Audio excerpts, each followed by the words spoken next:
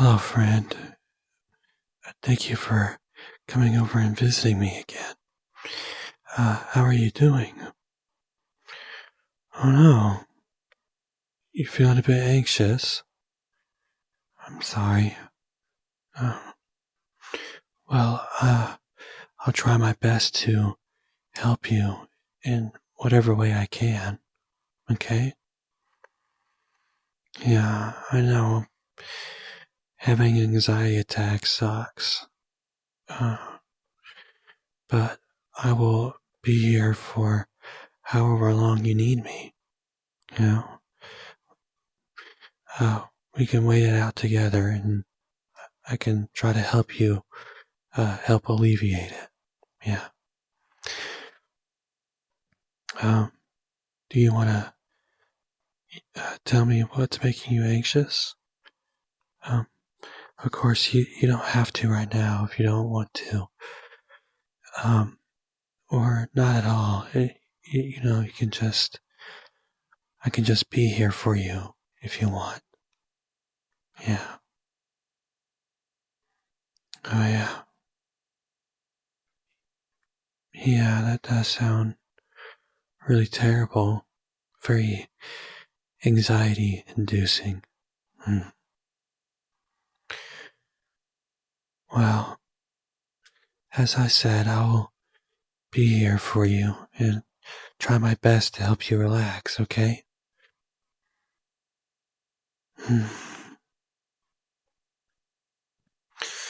I'll be your safe person. I've read in a book that a safe person is someone that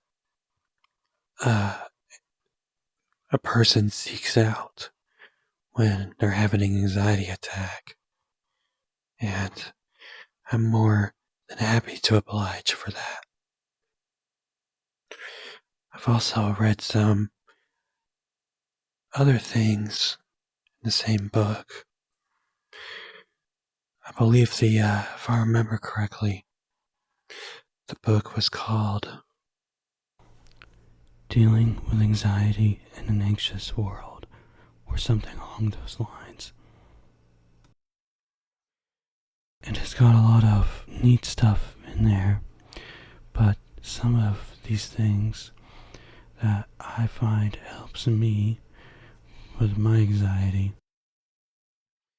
especially if I'm alone and I don't have immediate contact with my friends, because sometimes they can be busy, which is fine. But some of these things that help alleviate my anxiety is a number of things. First one is a grounding exercise, which is where we take a moment and do some breathing exercises. Would you like to do some breathing exercises with me? Great. So, I want you to take a deep breath, breathing in, and hold it for 5 seconds. 1, 2, 3, 4, 5. And then you let it out. 1, 2, 3, 4, 5. You breathe in. 1, 2, 3, 4, 5. You breathe out. 1, 2, 3, 4, 5. And you do this for a little while. Maybe you do it 5 or 10 times. 1, 2, 3, 4, 5.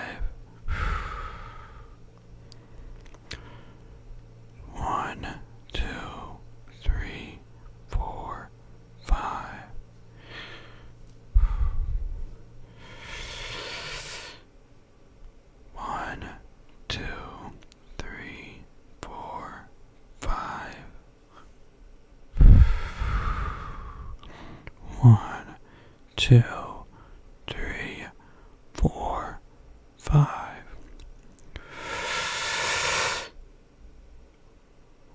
1, 2. I've actually lost how many times I've done this, but 1, 2, 3, 4, 5. 1, 2, 3, 4, 5. 1, 2, 3, 4, 5. 1, 2, 3, 4, 5. Now this brings your mind into a state of focus, and it can help you focus and relax, among other things. The next thing we'll do, a part of the grounding exercise, is to observe our surroundings and to think of things that are in the presence. So, notice that you have, if you are standing, you have both of your feet on the ground, or if you're sitting, you notice that you have both of your legs sitting on the chair. You also notice that there are stars over in this direction, very nice and shiny. I really like these stars. And maybe you'll notice that there's a nice cover on the bed over there. And you'll notice that the lighting in the room, it's got like a blue hue to it.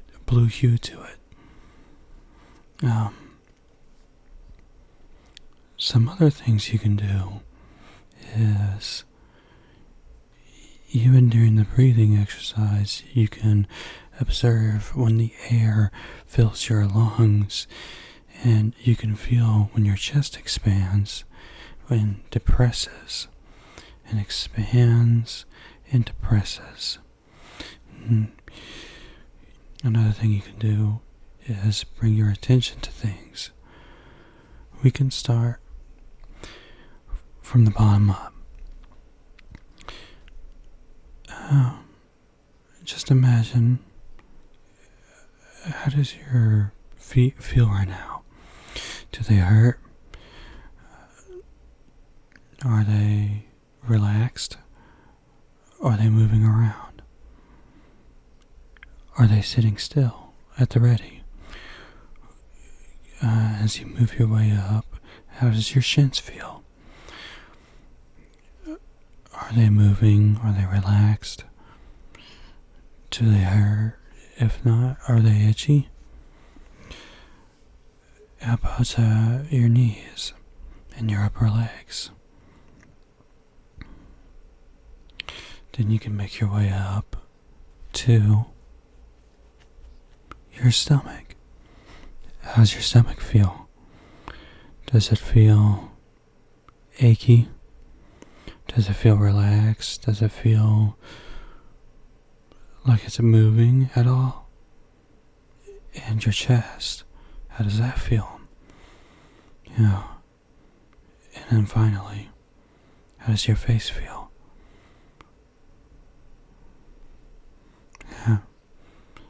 I guess what I could also do during these exercises is I could do these calming hand movements. You can tell me how they make you feel. If it gives you tingles, or if it makes you feel relaxed, How does my voice make you feel? Soft-spoken voice, does it make you feel relaxed? Does it make you sleepy? Just think about those things. And of course, with the breathing exercises and the grounding exercise, we can also move on to the next thing, which is the logic exercise. You can think of things logically. Are you in any immediate danger right now? Well, I would say I think you are safe right now with me. You are protected by these walls. I'm not going to let anyone hurt you here. You're safe and in the comfort of my abode. And you can just realize that you aren't in any danger or any harm at the moment. Then you can think of things like, instead of, some people, they like to think of things that makes them anxious head on. Some people can't do that, and that's fine. There's no one method that works for everyone, but it is something you can think about. You can think about why it is that this thing bothers you. And then you can think about, like I said, rationality. Like if you are anxious that the world is going to end tomorrow,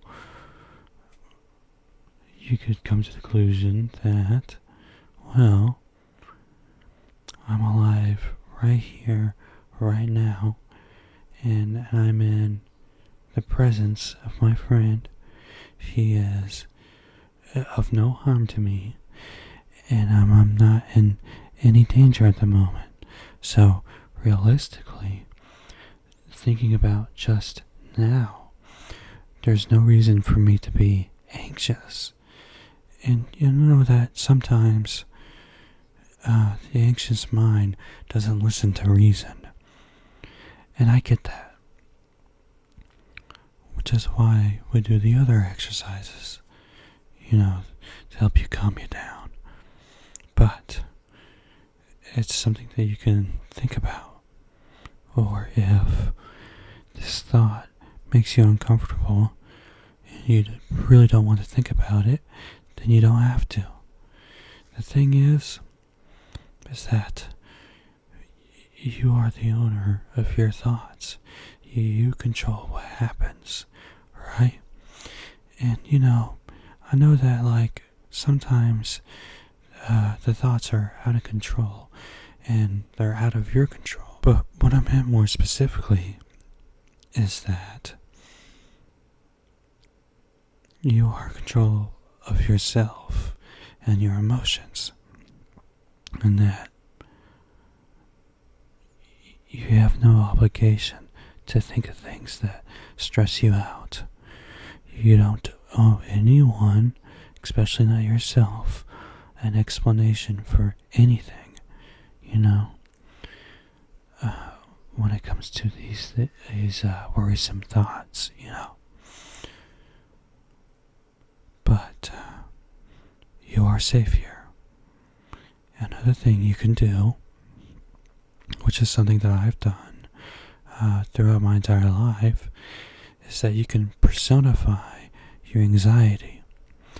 And maybe this anxiousness comes from a deeper part of you. With me, I like to think of it as another wolf that's inside of me. Because, I'm a black latex wolf, but, it maybe it's different for you. Maybe it's a cat or a fish or a bear, or it could be whatever you want it to be, or whatever it seems to present itself as. Or perhaps maybe this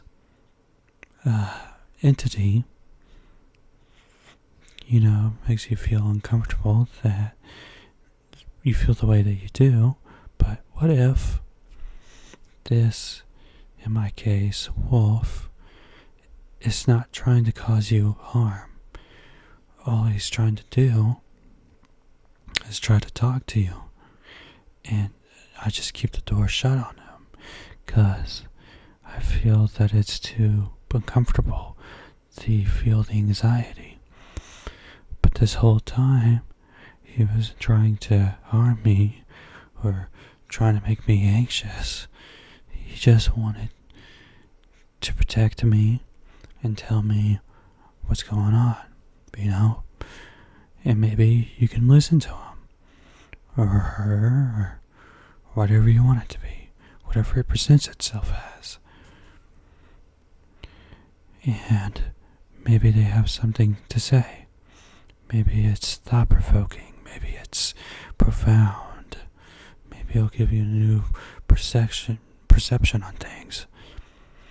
But I don't feel like this thing is malevolent. I don't think it wants to harm you. I think anxiety is a natural fear response, which means that it's trying to protect you, logically speaking. So, what's it trying to say to you? Maybe it's trying to tell you something about yourself. Maybe it's like, hey, you know what? I know this new job that you have is very anxiety-inducing, but maybe you should examine why it makes you feel anxious. Think about, where you've come so far. Like how long you've lived and the people you've met and the lives that you've inadvertently or advertently changed just by meeting people. Or maybe you're anxious because of past mistakes that you made. It's trying to tell you that you're not that person anymore. And that it's okay that you make mistakes, because we all make mistakes. It's part of life. Another method I do, with reducing my anxiety is, of course I talk to my friends about it. Or if I'm by myself, I do my methods. We talked about like breathing exercises and grounding exercises. But also we can do a little bit of theater of the mind and go on little adventures in our mind.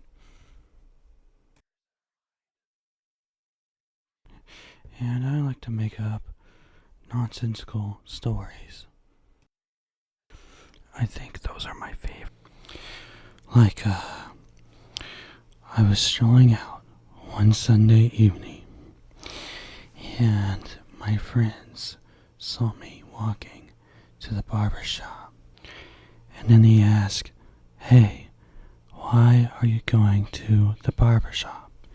And I said, "Because I need my beard trimmed." And they said, "But you don't have a beard." To which I replied, "That's where you're wrong. I cast an invisibility spell on my beard." And they said, "Why would you cast an invisibility spell on your beard?" To which I say, "To keep the birds away, because they mistake it for their nest." And they say, "Well, surely you can help the birds out by finding their real nest." To which I said, that makes sense. And then I unhidden my beard, and the birds came flocking by. And I said to them, "Hello, birds. This is not your nest. But not to worry, because we can find your nest." And the birds said to me, "How are you able to understand us? We do not speak English," they say. "Well, that's very simple. I have animals speak spell. And they say, okay, that's very interesting, but where's our nest? Well, in order to find your nest, we must go and find and speak to my friend Ernest. So we went to my friend's Ernest place, to which it was a big tree. In this tree, the only way you can enter is by spinning around 3 times, and then knocking on the front trunk of the tree. And then the tree will lower its branches. And after the tree lowers its branches, you must say, I seek my friend Ernest. And then the tree will disappear, and a house will appear emerging from the ground. And we go inside the house, and I speak to my friend Ernest, and I say, hello Ernest, me and these 2 lovebirds are trying to find their nest. And Ernest, I tell him, my beard, they mistake it for their nest. And then Ernest says, well, have you tried retracing your steps? I said, no, I have not tried that. So, me and the birds, we retrace our steps, and we go back to the barber shop, and we go back to our friends that were waving at us. And then we go back to the house. Now at the house, we didn't see anything there. So we called Ernest, and then on my phone, or my staff, I called Ernest on my staff, and then Ernest says, the answer you seek is within. So I turn to the birds, and then I tell them, I know where your nest is. And then I tear my beard off, and I form it into a little nest, and I put it in a tree where the birds can live. And that concludes my nonsensical story, which totally happened, by the way. It's a very whimsical adventure. So, I hope that I am able to help you relax, friend. If you want, you can have a sleepover with me. We could cuddle together if you like, and we could keep you safe. I could keep you safe, or help you feel safe and keep you safe from your bad thoughts. But it seems that you're getting a bit eepy, and well, I'd like to allow you to go to sleep. So if you need anything else, you can just let me know, okay? Alright. Good night, my friend. I hope you sleep well.